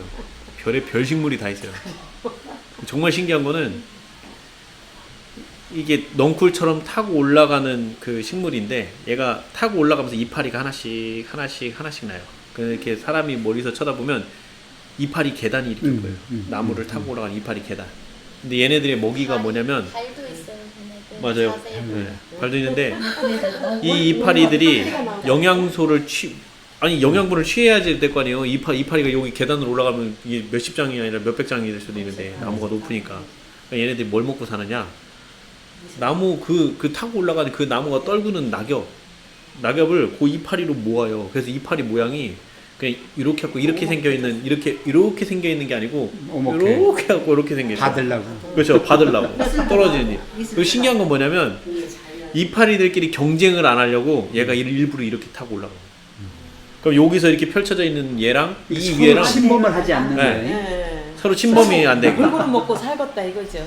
그러니까 이게 가만 보니까요. 처음에는 그 해설자 얘기 듣다가 가만 보니까 이게 정말 신기한 거예요. 그리고 또 하나는 어느 씨앗이 있는데요. 이 씨앗이 얘가 이렇게 자라서 이제 이게 가을이 돼갖고 얘가 퍼져 나갈 때 얘가 이 씨앗에 이 대롱이 있어요. 대롱이 이렇게 있고 이 끝에 이제 씨앗이 있는데 얘가 이렇게 쭉 하다가 어느 순간 퍽 튕겨서 나가요. 날아가는데 문제는 뭐냐면 땅에 떨어질 때 얘가 또아리처럼 이렇게 꽈배기처럼 쫙 말려 있어요. 그러다가 얘가 언제 이게 풀리냐면 비 오기 직전에 얘가 그 말렸던 이 또아리가요 풀어지면서 되게 신기한 거는 누워있던 애가 서요. 슬슬 쓰면서 점차 이게 돌아가요. 이 또아리가 풀리면서 돌아가요. 원심력을 받아 돌아가면서 땅을 파고 들어가요. 언제요? 비 오기 전날. 이게 너무 신기한 거예요. 그리고 지가 만약에 그렇게 파고 들어가기를 실패를 하잖아요. 그리고 비가 지나갔어. 가면은 해가 다시 뜨죠. 해 뜨면 얘가 다시 말려요. 다음 기회를 위해서. 복원하고 있다가 기회가 이거를 보는데요. 너무 신기한 거예요. 이게 또 하나는 뭐냐면 땅이 똑같은 땅에 자 오늘 내가 여기 이 밟은 땅에 예를 들어서 알밤이 한 10개가 묻혔다고 치죠. 그러면 알밤 10개가 묻혔으면은 우리가 상식적으로 생각을 해봐요. 다음 해에 10개가 전부 다 싹이 틀 거라고 생각하죠. 아니에요. 10개 중에 하나만 터요. 하나만 트고 이 하나가 죽으면 나머지 9개 중에 또 하나가 터요. 이거 되게 신기한 거예요. 그래서 저기 뭐야 우리 과학 하나님이 가르쳐줬어요. 지질학자든가 어디서 몇백 년 전에 700년 전에 그 목화씨인가 뭐가 그게 발견이 됐어요. 그게 이제 탄소 연대 측정을 했더니 700년 전 거야. 그러니까 조선시대 거. 그때까지 지금까지 땅속에서 걔가 발화가 안 되고 여태까지 있었던 거예요. 이게 가만 보니까 이게 그렇더라고요. 이거는 정말 하나님이 계시지 않으면 그렇게 될 수가 없어요. 말 그대로 사람들이 생각하는 그대로라면 그냥 자연은 스스로가 뭐 이렇게 된다라고 했을 때 그러면은 10개 묻으면 10개에서 다 싹이 올라와야 돼요. 근데 뭉쳐 있잖아요. 아니 그 중에 하나씩밖에 안 올라와요. 전부 다 싹이 트는 게 아니더라고요. 신기하더라고요. 그런 거 보면서. 아니 그 씨앗 그 저기는 참 오묘하네. 왜냐면 봄에 이제 그 옛날에 사다 놓은 열무 그 이렇게 달린 김치가 뭐야 총각김치 알타리. 그거를 심으면 나거든요. 몇 년 전에 사다 온 것도 나면 심으면 나요. 그래서 올해 봄에 이제 그거를 심었어요. 파하고 이렇게 심으니까 정말 났어. 근데 이제 그게 금방 이제 자라니까 이제 올해는 두고 못 먹어. 그래서 저기 7월인가 6월인가 그때 이제 또 그걸 심어서 이제 먹으려고 그 밭을 싹 갈아가지고 이제 우리 밭은 조금씩이지 뭐 그렇게 하고서는 그 총각무 그거를 심고 파했잖아요. 배파. 그 씨를 쭉 심었는데 절대 안 나는 거야. 한여름에는 안 나. 안 나. 한여름에는 안 나. 그 희한하대. 심으면 나오죠. 땅속에 묻혀 있는 게 그 이듬해는 나오는 아니서 가을은 나와. 그렇죠. 가을은 나와. 원래 그렇죠. 뭐든지 그 때가 돼야 되더라고요. 그러니까 이게 때가 있어. 그냥 일반적으로 농사 짓는 사람들은 그거 너무 당연하게 생각을 하지만 근데 거꾸로 가만히 생각해 보면 신기한 거예요. 왜 그때가 돼야만 나오냐는 거예요. 다 때가 있어요. 그러니까 땅 속에 있어도 그런 때가 되어 나온다는 말이에요. 맞아요. 근데 우리가 먹는 청장 같은 거 그것도 있잖아요. 그것도 봄에 가을에가 맛있잖아요. 봄, 가을, 겨울. 이 여름에는 맛이 없잖아요. 네, 그것도 다 때가 있더라고요. 그래서 그 때가 얘기가 나오니까 그런데 맨 처음에 사람들이 성경 말씀을 접하고 하나님을 안다라고 생각하면서 이 회개에 이르기까지 그 때가 있더라고요. 그 때가 차기 전까지는 이 회개하는 은혜도 나오지도 않아요. 우리 아까 목사님 설교했잖아요. 1단계에서 4단계로 그냥 가려고 한다고. 그래서 그 기다림을 배워야 돼. 그리스도인들은 기다림을, 하나님의 때가 언젠지, 나를 향해서 가지신 하나님의 뜻이 무엇인지 그걸 알고 거기에 맞추어 갈 수 있도록 그렇게 참고 기다리고, 오늘 그거 나왔을 거예요. 느헤미야가 가지고 있던 3가지 덕목 나올 거예요. 신중성, 인내성, 그거 나오죠? 그거 필요한 거예요. 우리가 그리스도인들이 그게 없으면 안 돼요.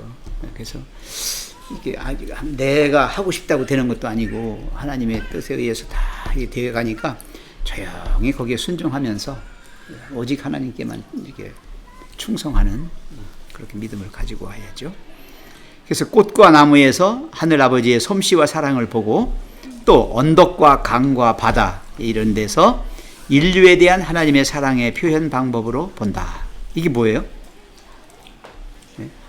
그리스도인들은 언덕과 강과 바다를 인류에 대한 하나님의 사랑의 표현 방법으로 본다. 이렇게 했어요. 언덕, 뭘 거기서 우리가 발견할 수 있어요?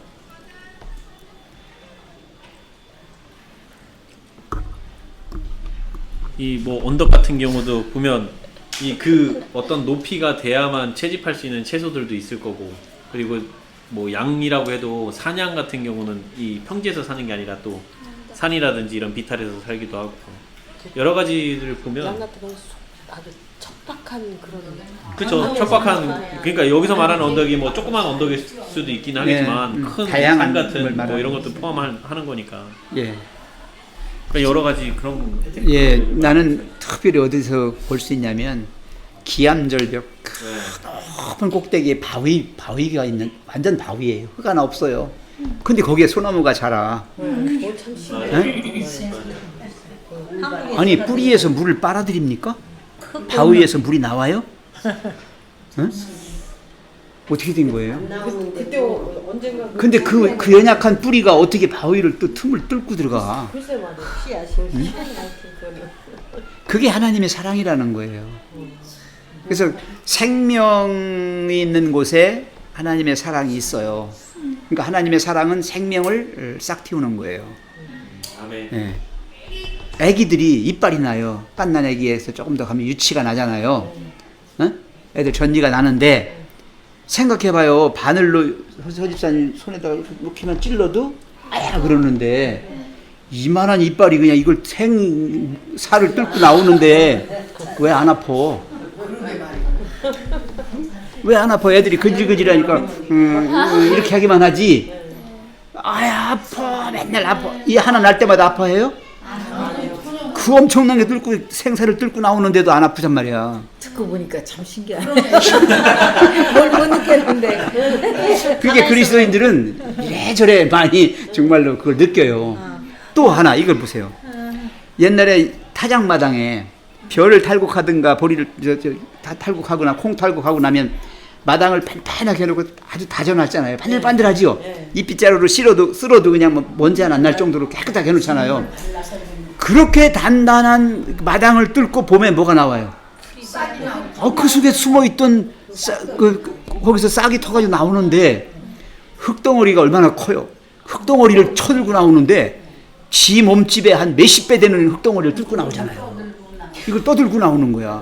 만약에 새싹 하나를 잡아다가 흙에다가 이렇게 해보세요. 아니 안 들어가는 게 아니라 꺾여버리고 죽지. 꺾여버리고 말지. 근데 그게 생명이 돼서 나올 때는 그 엄청난 흙을 뚫고 나온다. 들고 나온다. 신비하죠. 한번 새싹을 한 5개쯤 갖다가 흙덩어리 그만한 걸 놓고 찔러봐. 이 뚝 떨어져 다 뿌려. 근데 하나님이 생명을 싹 틔우는 그 사랑은 위대한 거예요. 능력인 거예요. 예. 그런 걸 생각하면요 가슴이 막 진짜 벅차요. 우리가 생명이 있다고 생각하면. 그 소리 하니까 목사님 우리 밭에 텃밭에 아유 요새는 무슨 버러지가 막 이마시고 누르는 버러지가 얘들도 가을 되니까 아니야 그걸 집어서 나보고 발불이야. 못 죽이겠어. 아니요 어디서 던지지. 그냥 던져글쎄 그냥. 목사님 못 봐서 나보고 지기야. 여보 이거 아니 갑자기 그 말씀하시니까 생각나는 게 엘렌 지 화이트 여사 그 예언의 신 책 읽다 보니까 교회 증언인가 어디서 그 얘기가 나와요. 아니 목이나 파리도 죽이면 안 되지 않습니까? 이것도 생명 아닙니까?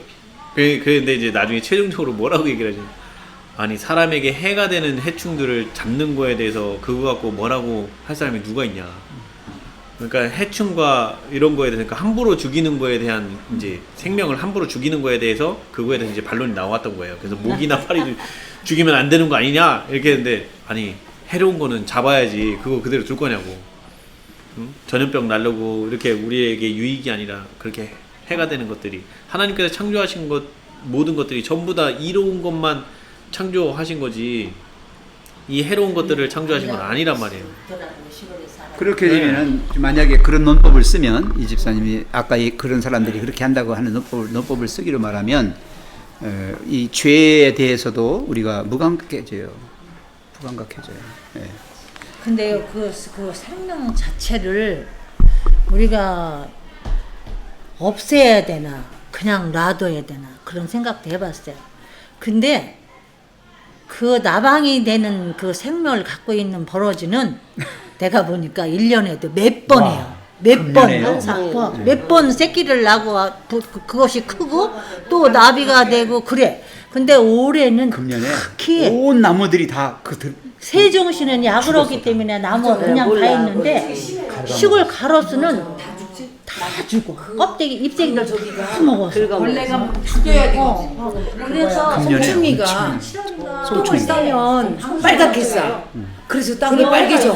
나무마다 그래서 똥이 빨개져. 그래서 나는 이게 재앙의 전조인가 이런 생각을 했어요. 왜 그런가 하면 근데 그게 지금 그런데 그게 난리가 났어요. 난리 났어요. 유는 쌍만 먹지 억센 나방이. 예, 그런 애들은 저기 빨간 지금 나방 이렇게 보면 중국 나방이라는 거. 맞아. 가을 되면은 그것도 막 진짜 그게 꽃 먹다가 피우는 거를 이렇게 몽어를 감싸고 있잖아요. 안 하는 그거 데는 없어요. 죽었어. 너무 많이 그리고 속초가 특히 벚꽃나무가 되게 있어. 가수나무. 이게 걸리면 빨간색. 네, 중국매. 그것도 많고 이 중국매미가 한때 확 터졌다가 또 한때 확 없어졌어. 그래서 다시 왜 중간에 싹 없어졌어? 그게 중국 매미예요, 그게. 그 빨간 거, 빨간 거, 빨간 빨간 예쁜 거, 예쁜 거. 그 나무 저기 지대 빨아먹는 거. 맞아요. 나무 포대나무 엄청 되면 한겨울이요. 영하 5도 이하로 추워버리면 그 다음에 얘네들은 거의 원시고 수화가 안 돼요. 아 죽어요. 그중에 몇 개 살아남은 게 결혼식을 하는 거야. 그죠? 이제 그 몇몇은 살아나는 애들이 이제 따뜻한 데다가 이렇게 그러니까 알을 쌓는 거예요. 이상기후. 그러면 그때 약을 해야 되네. 네? 그때 그러니까 약을 해. 이 중국매미는 영하 5도로 대야- 5도보다 더 낮은 기온으로 떨어지는 순간 알을 깐다. 알들이 다 죽어버려요. 그래서 그 다음 해에 걔네들이 없을 거예요.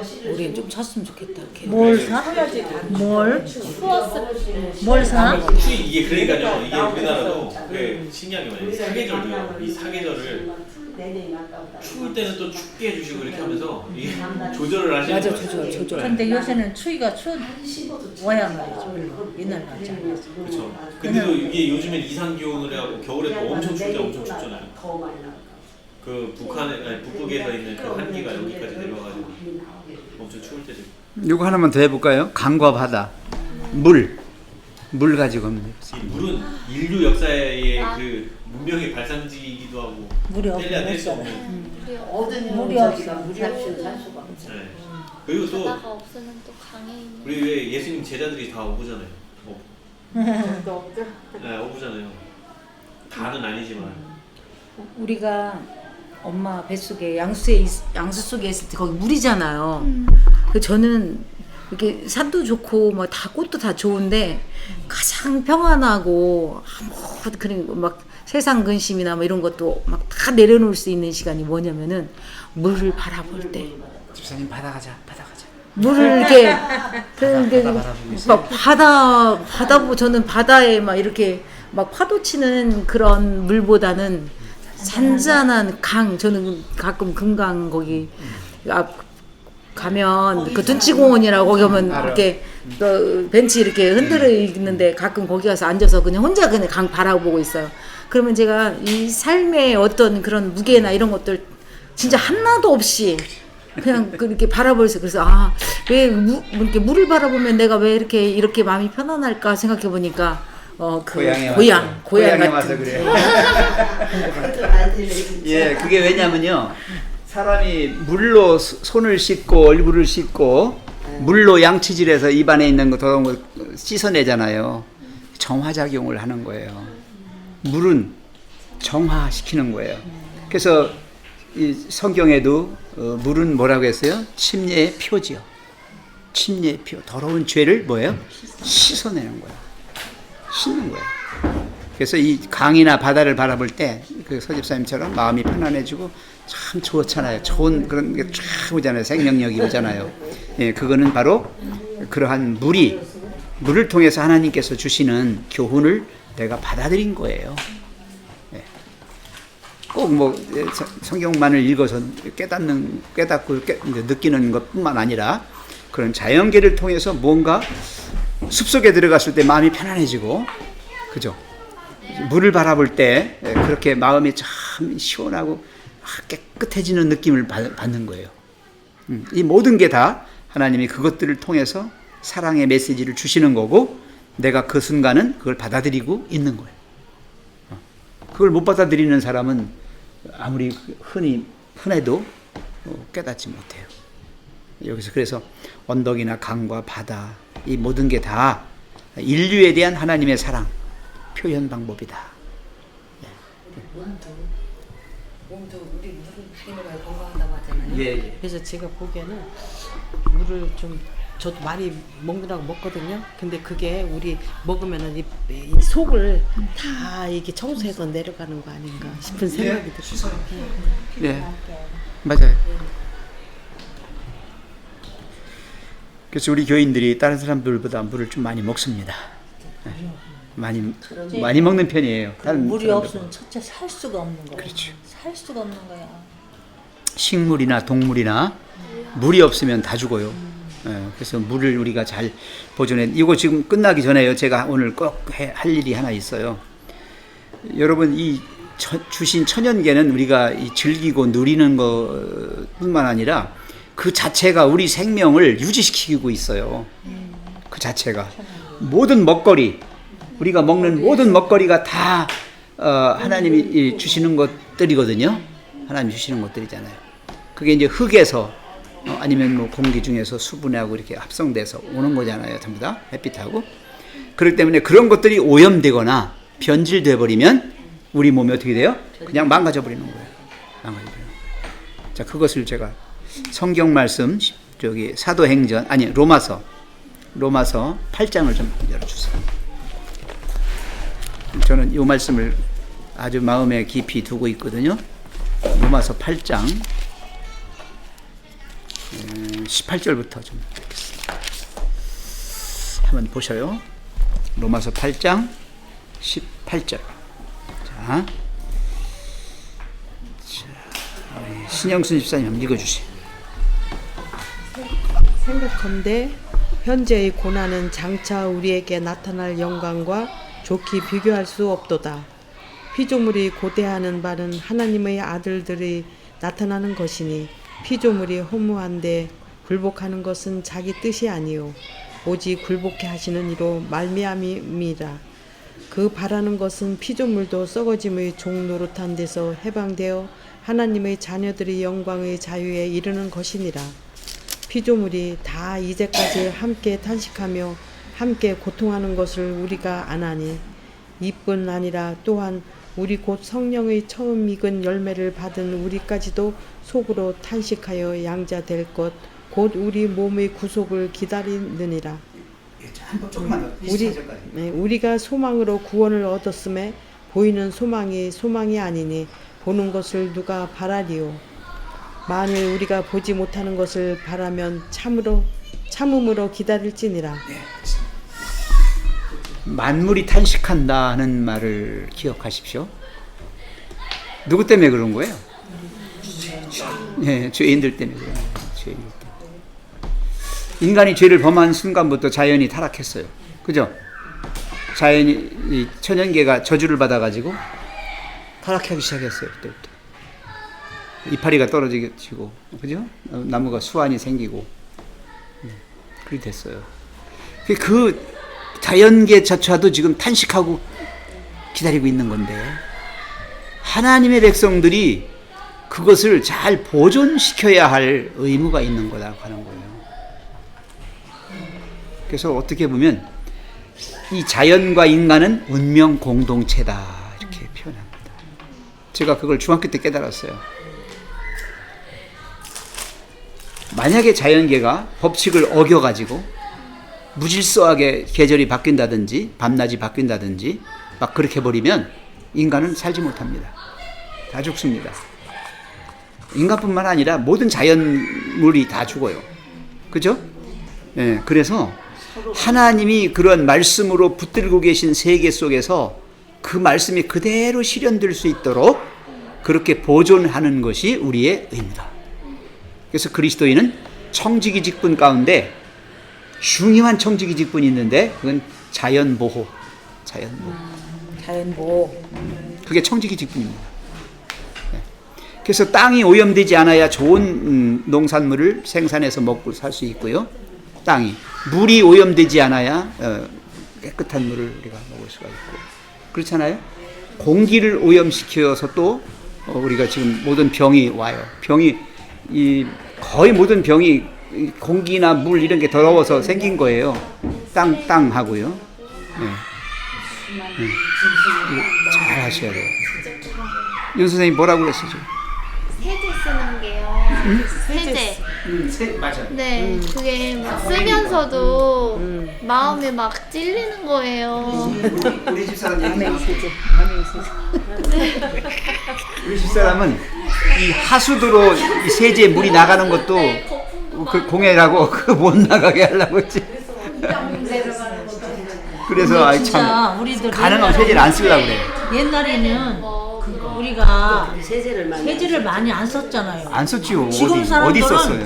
설거지 할 때마다 설거지 할 때마다 내가 이렇게 막 그거 쓰고 써보니까 안 쓰면 찜찜해. 세제를 쓰면 그릇이 바득바득 연기가 나고 좋아. 세제를 한 3, 4일 안 쓰면 찌득찌득하고 그러더라고. 그래서 사람들 그래서 쓰는데 이게 쓰면 다 어디로 나? 개울로 간다고. 개울로 다 내려가면 개울에서 또 바다로 다 내려가고. 그럼 야중에 예수님 오실 때는 피가 된 데가 있잖아요. 강이. 야중에는 재앙이. 예수님 오실 때는 적조 현상 막 이런 다 이것들을 일어나는 거죠. 다 먹을 수가 없게 되는 거예요. 물도 재앙.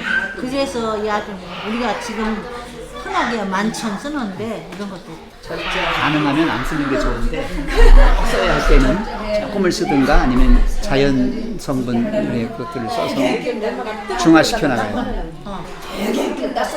이거는 꼭 하고 넘어가야 돼요. 우리가 진짜 다른 사람들은 파괴하고 그걸 돈으로 만들려고 하지만 우리는 그걸 보존시키고 순수하게 회복시켜야 돼요. 회복시켜야 됩니다.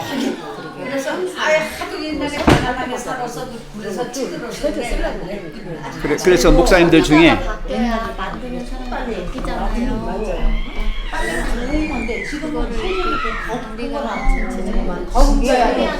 그러니 그걸 빨라가서 겨울로 보내는다.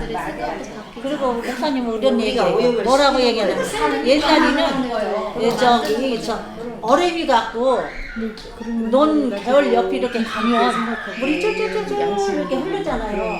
그럼 어레비 이렇게 발로 쫄쫄쫄 하면 이렇게 뜨면 이게 얼마나 많이 고기들이 막 많잖아요. 근데 지금 고기 하나도 없어. 고기가 하나 없고 농약을 써가지고 다 죽어가지고. 우렁도 있어. 우렁도 하나도 없고 메뚜기도 하나도 없고.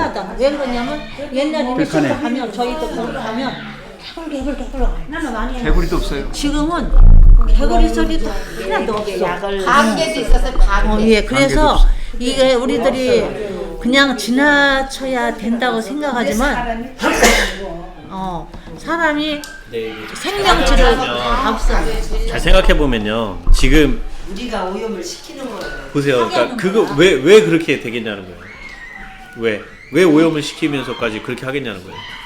하나를 더 만들기 위해서. 나 편하잖아. 그렇죠. 그러니까 결론은 크게 보면은 그거예요. 내가 편해야 되고 두 번째는 돈 벌려고.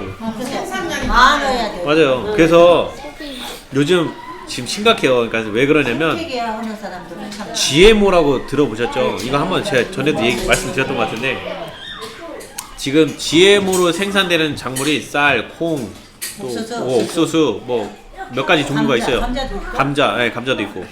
그래서 이런 것들은 우리가 여러분들 왜 커피숍 가면은 저거 드죠? 시럽 타서 드시죠?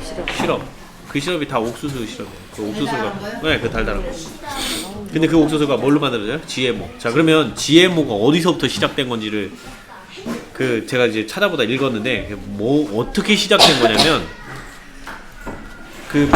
미국 그 큰 곡물 회사가 이 옥수수랑 이런 거를 대규모로 농사를 짓다 보니까 제초제를 안 쓰면 풀을 막을 방법이 없는 거예요. 그 사람 써갖고 우리나라 땅덩어리만한 면적에 농사 짓는데 이거 언제 사람이 다 풀매요. 그러니까 어떻게 해요? 제초제 뿌려야죠. 제초제 뿌리면 어떻게 돼요? 작물도 같이 죽어요. 그러니까 이제 얘네가 그 농약을 만들어갖고 이제 농약으로 이제 제초제로 막 범벅이 돼갖고 오염이 돼서 나중에는 그 땅이 아예 농약으로 너무 중독이 돼갖고 이제 거기서 작물이 안 자랄 정도로 이제 폐기가 된 땅이 이제 생긴 거예요. 그 땅에 그 농사꾼들이 농약 그 온물이랑 막 이런 걸 싹 다 버렸어요. 거기다 다 버렸는데 거기서 이제 작물도 안 자라는 그곳에 나중에 이제 얘네들이 그 농약의 내성을 갖는 그런 작물을 개발하고 싶어가지고 얘네가 이제 그 작물 개발하는 연구팀이 그거를 이제 그 농약에 범벅이 되는 그 오염된 지역을 찾아갔어요. 거기서 이 오염된 지역에는 아무것도 살지 못할 거라고 생각했던 그곳에서 살아나는 것들. 살아가는 그 박테리아 세균이 있는 거예요. 세균. 그 세균을 갖다가 그걸 DNA를 이거 DNA를 분석을 해가지고 요거를 작물에다가 대입시킬 만한 거를 대입을 시키면서 실험을 한 거예요. 그 실험을 했더니 농약의 강한 내성, 농약을 강하게 뿌려도 작물이 안 죽게 됐는데 문제는 뭐냐? 작물에 독소가 생겨요. 그 박테리아가 그 환경에서 살려면 그 농약과 그 극악한 상황에서 얘가 살다 보니까 독에 대한 내성이 생겨야 되니까 얘 스스로도 독을 품고 있는 거예요. 근데 그 DNA를 갖다가 작물에다 옮겨 심으니까 어떻게 돼요? 작물도 독이 생기는 거예요. 똑같이. 이게 지금 논란이 되게 많아요. 그래서 그 GMO에 대해서 미국의 이런 식물 관련해갖고 이런 거, 그 환경학자들이 이런 사람들이 그 GMO 문제 많다 그러는데 다 지금 뭐예요? 그 곡물회사, 그 GMO 개발하는 회사는 다 돈 뿌려갖고 덮고 있어요. 덮고 문제 없다. 근데 우리가 심은 건 안 되고 사다 심은 건 잘 되거든. 그런 것들이 좀 예, 맞아요. 일단 농약 쳐갖고 안 죽는다. 예, 조작이 된 거예요. 네, 농약 맞아서 안 죽었다. 그러면 걔는 다 GMO 조작이 된 거라고 보면 돼요. 근데 지금 농약은 근데 문제는 이게 심각한 게 뭐냐면요. 그렇게 만들고. 이 GMO로 큰 작물들을 사람이 섭취를 할 때 이걸 섭취를 하는 순간 우리 몸 속에 암세포가 생긴다는 거예요. 당연하죠. 네, 그래서 이 암세포를 얘네가 이제 우리 몸에서 계속 자라 나갈 건데 문제는 우리 면역세포가 있어요. 면역세포가 이 암세포를 잡아 죽이긴 죽이는데 한 개치 이상으로 생기기 시작을 하면 면역세포도 이제 감당 못 한다는 거죠. 그럼 이제 그때는 그냥 암이 그냥 순식간에 재발하는 거예요. 그리고 놀라운 거 하나 얘기할게요. 제가 이제 농사를 짓다 보니까 벼농사를 하는데 벼농사 짓는 사람들이 지금은 제초제를 잘 안 씁니다. 한 번밖에 안 써요. 왜 한 번밖에 안 쓰느냐면 벼 자체가 벼 자체에다가 굉장히 강한 독성을 넣었어요. 벼 자체에다가. 그래가지고 얘가 그 독성이 아주 강해가지고 다른 병충해가 접근을 못해.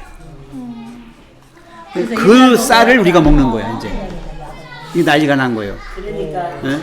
그러니까 옛날에는 그래도 약한 제초제들을 한 번 주고 두 번 주고 세 번 주고 해가지고 풀만 죽였는데 지금은 이 벼 자체가 지가 그런 내성을 갖는 강한 놈으로 만들어버린 거예요. 이걸 아까 얘기대로 조작을 해갖고 이제 품종을 만들어낸 거예요.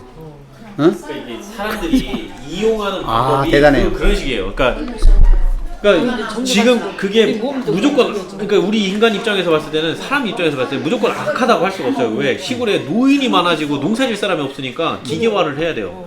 기계화를 하려고 하다 보니까 이게 제초제에도 강해야 되고 그 병충해에도 강해야 돼. 그러니까 어쩔 수 없이 이제 유전자 조작을 하는 거예요. 근데 문제는 이렇게 유전자 조작을 품종을 하는 게 만들어내서 괜찮냐? 그 품종의 쌀을 먹게 되면 우리 몸이 그만큼 해를 입는 겁니다. 문제는 우리가 그런 것들을요 유통 경로나 제조가 어떻게 됐고 이런 거를 모르는 채로 먹는 거예요. 그럼 우리는 사 먹으면 되니까 마트 가서 사면 돼. 근데 옛날에 우리 안실교인들이 얼마나 극성이었는지 알아요? 우리 동네에서 어디 저 찬밀 농사 짓는다 그러면 전라도가 돼도 우리가 갔다고 가서 막 사다가 예, 우리 그랬어. 사다가 교인끼리 나눠 먹었잖아. 기억나세요? 일본에 그냥 방사능 그거 한다고 그래가지고 우리가 안면도까지 소금 사러 갔다니까. 맞아. 그래서 저도 그랬어요. 그래서 우리 극성 맞은 사람들이야. 굉장히 그러니까 예, 지금은 그냥 그러려냐고 사는데 그게 중요한 거예요. 그게 필요한 거예요. 제가 알고 있는 한 가지가 있는데 밀가루. 밀가루 생각해요. 그러니까 밀가루도 이제 거의 뭐 한 80% 정도 익었을 때 이거 가면은 거기다가 제초제를 뿌린대잖아요. 제초제를 뿌리면 동시에 다 이렇게 수확을 할 수 있고 걔가 몸부림치면서 좀 찌글eng이 같은 거 될 것도 걔가 그걸 막 더 빨리 막 온 에너지를 몸이 죽잖아요. 온 에너지를 종족 보존하려고 해서 더 많은 양의 밀가루를 생산할 수 있다잖아요. 한꺼번에. 이게 사람이 그러니까 작물을 막 거의 죽기 직전까지 만들어 버리는 거야. 그러면 얘들이 빨리 종자를 번식하려고 나 빨리 익어버리는 죽는구나. 거야. 나 죽으니까 빨리 종족 번식해야지. 그렇게 에너지를 다 모은다는 거예요. 커가지고 이제 거기다가. 돼야 되는데. 인간이 그걸 잔인하게 이용한다는 거고. 그래 맞아. 그 밀가루를 먹으면 배가 아파요. 그 밀가루가요 신기한 거 뭐냐면 흰밀가루. 지금 미국에서 우리나라에 수입해오는 밀가루 있죠. 그 밀가루의 태생이 어딘 줄 아세요? 우리나라에 그 원래 토종 안진뱅이 밀이라고 있어요. 이 안진뱅이 밀을 갖다가 개량한 버전이 미국에서 그 개량에다 심어놓고 자기네 토양에 맞게끔 개량을 한 거예요. 그 개량 버전을 거꾸로 우리가 이제 수입해다 먹는데 문제는 밀도 빠서 가공을 해갖고 오잖아요. 방부제며 뭐 온갖 맞아. 이런 거 가지고 오기 때문에 우리 밀 먹으라고. 제초제 뭐 그거 범벅이지 뭘 사실. 나는 목회하면서 먹으면 배가 그런 거 사러 다니느라고. 우리도 그러면 밀가루 같은 거 그냥 사다가 여럿이 요새는 그런 이 의식이 좀 약해졌는데요. 우리 밀 있잖아요. 그래서 우리 목회할 밀. 때 집사님들이 목사님 어디 우리 밀 심었대요. 가봐요. 빨리 거기 지금 빈대요. 그러면 이제 거기 주문해놓고 아무한테도 주지 마. 그렇게 했어. 강원도까지 막 가고 청양서도 막 가고 아유 많이 했어. 예, 전라도도 막 가자 그러고. 지금도 진도 쌀 먹으러 가자 그래요. 진도는 농약 하나 안 쳐요. 100% 유기농. 강원도 5대쌀. 강원도 장모님이 5대쌀. 농사를 우리 장로님들이 했는데 해요. 처음에는 몇 년은 안 됐대요. 근데 몇 년 후로는 잘 됐어요. 9년 논을 9년을 그냥 안 하면서 소득이 조금 나와도 계속 농사를 짓다 보니까 9년 넘으니까 소득이 제로더래요. 농약 한 거하고 같아다라는 거예요. 그래서 10년부터 지금은 10몇 년째인데 지금은 수확이 더 난답니다. 그게 일본에서도 그런 사례가 나왔어요. 뭐냐면 일본에 그 사과 나무를 심어서 가꾸던 그 노인 부부가 있었는데 이 노인 부부가 그 와이프가요 농약에 알러지가 있는 거예요. 그래가지고 농사는 져야 되는데 농약을 뿌려야 되는데 와이프가 알러지니까 약을 못 치는 거예요.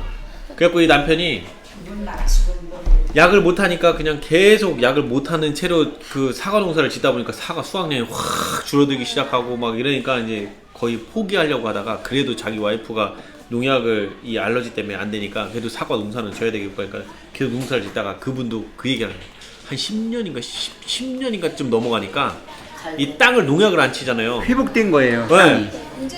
땅이 그 딱딱하고 그 단단했던 땅이요 풀들이 자라면서 풀들이 자랐다가 또 죽은 채로 그대로 거기에 묻혀갖고 그게 거름이 되고 또 자라서 거름되고 그러니까 나중에요 땅이 푹푹 빠지고 네, 부들부들해지고 그때부터가 사과가 열리는데 그게 기적의 사과인가 그걸로 저기 돼가지고 일본에서 사과 하나에 100만 원씩 했어요.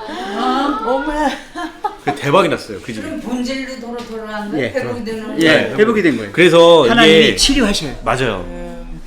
반드시 그 과정 속에는 그 사람도 자연 치유력으로 병 낫는 것처럼 자연도 자연 치유력이 있어요. 자체가. 시기하라고 그때 그저께 하셨잖아요. 네네. 그래서 우리 목사님들 중에도 목회 그만두고 농사지러 시골 들어간 사람들이 몇 사람 있어요. 목회보다 더 중요하다 이거. 왜 인간의 생명이 달려 있는 먹거리니까. 그래서 지금 몇몇 곳에 내가 돌아다녀 봤거든. 목사님도 목회 그만뒀어. 그 소득이 안 나와도 그냥 해. 상추 길러, 콩 길러 이렇게 해가지고 납품해요.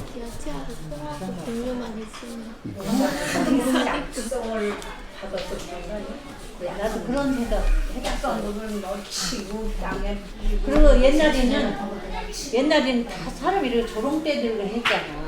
근데 지금은 기계 차로 그냥 들어가면 대량으로 그냥 들 산토. 먹겠지. 차하고 이렇게 가니까 팔로. 예전에 대단해. 그것도 있어요. 과일나무 다 올라가서 안 되니까 과일나무 자꾸 저기 팍팍팍 흔들면 불 떨어져요. 떨어지면 그대로 기계로 들어가서 수확이 다 됩니다. 이거 있어요. 네. 별거 다 있는 거. 가면 갈수록 아 미국은 그렇게 해요. 떨어져도 안 예, 너무 크니까 농장이 어떻게 할 수가 없어요. 사람 손으로 못 따요. 자, 예, 요거 다 마칠게요. 한 프레 요거는 먼저 결론 부분인데요. 자, 그러니까 모든 게 다 하나님의 사랑의 표현 방법이라는 겁니다. 모든 게 하나님께서는 우리의 생애를 지도하시는 그랬는데 안내하시는이 더 좋겠어요. 영어로 가이드예요, 가이드. 안내하는 거죠. 안내하시는 섭리와 성령의 감화를 통하여 우리에게 말씀하신다. 자, 하나님의 섭리와 성령의 감화. 우리가 기도할 때 성령님의 감화 감동하심으로 이렇게 하잖아요. 그 감화 감동하심이 뭐냐면 우리의 인생을 살아가면서 아니면 모든 자연계가 흘러가면서 이 성령의 감화가 계속적으로 이렇게 있어야 돼요. 그게 끊이면 내가 쓰러져요. 네. 그래서 성령의 이 감화 이걸 통해서 우리에게 말씀하신다. 우리가 마음을 활짝 열어놓고 이해하려고만 한다면 여기 지금 마음을 활짝 열어놓고 이해하려고만 한다면 보다는 이해하기 위해서 마음을 활짝 열면 이게 나아요. 우리가 그 하나님의 사랑을 거기서 발견하려고 이렇게 계속하면 마음이 확 열려버려요. 열려요. 한순간에 딱 열려요. 그때부터 이제 내가 정말로 이제 영적인 사람이 되는 거예요. 그 전까지는 육적인 신앙을 한 거예요. 육적 신앙은 고달프고 힘들고 이해가 안 되고 맹목적으로 율법적으로 가요 그냥. 근데 영적으로 일단 마음이 열려가지고 탁 하게 되면 그 순간부터는 아주 그냥 너무 신나고 가볍고 몸이 굉장히 가벼워져요. 신앙 자체가 무거운 게 아니라 즐거워집니다. 우리는 일상에서 일어나는 것들 속에서 자 일상이라고 해서 일상 동그라미 치세요. 일상 아무것도 아니에요. Our daily lives예요. 우리의 매일매일의 삶 속에서 아무것도 아닌 것처럼 느껴지는 보통 것들이 거기에서 뭐예요? 귀중한 교훈을 발견할 수 있다. 아까 이주사님 내가 얘기한 거 기억하더만 그 이슬방울 하나에서도 그런 걸 우리가 찾을 수가 있는 거야. 이건 다이아몬드보다 더 이뻐요. 보셨어요? 진짜 아름답다니까요. 근데 넋을 잃고 쳐다봐요. 그래서 이 물방울 하나 가지고도 하나님은 나에게 충분한 사랑을 주셨다. 자연 광경에 대하여 자연의 그 모습에서 묵상하던 다윗은 이렇게 기록하였다. 자, 세상에는 여호와의 인자하심이 충만하도다. 근데 그 세상이라고 그랬는데 잘못하면 세상 그러면 인간 세상을 말할 수가 있어요. 근데 여기서 인간이 아닌 이 땅에는 이렇게 한 게 나왔어요. 이 땅. 이 땅에는 여호와의 선하심이 충만하도다. 이게 더 낫겠어요. 인자하심보다도 우리가 선하심이라고 하는 말이 더 좋겠습니다. 자, 이 땅에는 하나님의 선하심이 충만하도다. 그 다음에 지혜 있는 자들은 이러한 일들이 하겠지. 일들이 아니에요. 사실은 사물들이에요. 사물들. These things, 인간의 그 영어로 things란 말은 일도 되지만 사물들, 어떤 자연물들, 그런 것들을 지켜보고 여호와의 인자하심을 깨달으리로다. 그런 걸 보고서 우리가 깨닫는다. 어떤 인간이 하는 짓거리가 아니라, 여기서는 this thing, 그런 일들이 아니라 하나님께서 창조하신 것들, 그런 것들을 통해서 우리가 하나님의 선하심을 깨닫는다 그랬어요. 이 하나님의 끊임없는 사랑은 모든 것에서 우리에게 주어지고 있다. 아침에 뜨는 햇살이 탁 올 때 그 햇살이 이렇게 나누어진 햇살이 들어오는 거 보셨어요? 옛날에는 창호지 문이었어요. 창호지 문. 그럼 창호지 문에 구멍 하나만 뚫리면 구멍을 통해서 햇살이 탁 비치면 거기에 이제 먼지 같은 입자가 쫙 보여요? 그때 만약에 이불 속에 누워가지고 그걸 쳐다보면서 아주 어렸을 때 제가 그러면서 너무 행복했어요. 하나님이 지금 나에게 사랑을 지금 이렇게 저 조그만 문 구멍을 통해서 이 햇살로 보내주시는 거야. 빛으로. 그러면 마음이 굉장히 좋은 거예요. 그죠? 근데 이 대자연 속에 나가셔가지고 저렇게 햇살이 탁 비춰올 때 그 햇살을 받으시면서 심호흡을 하시면서 공기를 충분히 공기도 선물이고 햇빛도 선물이고 눈으로 보여지는 모든 자연의 세계가 다 선물이고 그래서 그 속에서 행복을 마음껏 이렇게 받아 누리는 거예요. 그럴 때 그 맛으로 사는 거예요. 오늘 그 말씀입니다. 그래서 모든 게 다 하나님의 선하심이 거기에 꽉 차 있으니까 얼마든지 거기서 우리가 위로받고 용기를 얻고 격려를 얻고 하는 거예요. 그러니까 이 생명력이 충만할 수 있도록 하나님이 주시는 이 자연물들과 가까이 하세요. 친해지셔야 됩니다. 멀리 하시면 안 돼요. 점점점 문명적인 걸로 가면 우리 몸이 견디지 못합니다. 나중에 보세요. 이제 늙어서 이제 보십시오. 우리 몸이 견디지 못할 거예요. 왜? 이미 공기 오염됐어요. 흙 오염됐어요. 물 오염됐어요. 자, 우리 먹거리가 다 오염돼 있어요. 그러면 그걸 수십 년간 먹고 살면 나중에 노인돼 갖고 뭐만 남겠어요? 다 독소만 그냥 이렇게 싸놓고 살 거예요. 그러니까 지금부터라도 이 자연계와 친해져 가지고 이렇게 자기가 관심을 가지고요. 그런 어떤 정말 진짜 댁이 있다 그러면 아무리 멀어도 가서 갖고 오세요. 그건 내가 살리는 거니까. 진짜예요. 그래서 옛날에 안식일 그러고 이렇게 벌레 먹고 막 이거 엉성한 거 사서 쓰세요. 소독 잘해가지고 깨끗한 것보다 훨씬 더 그게 좋은 거예요. 생명력 있고. 병 먹었어도 그냥 잡숫고 하세요.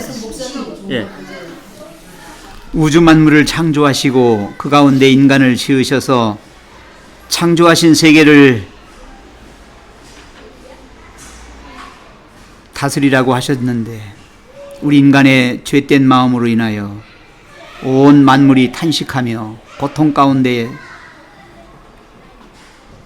해방될 날을 고대하면서 주의 오심을 기다리는 그 형편을 생각할 때 하나님 앞에 죄송하고 어리석은 저희들의 죄로 말미암아 당하는 고통을 함께 느낍니다.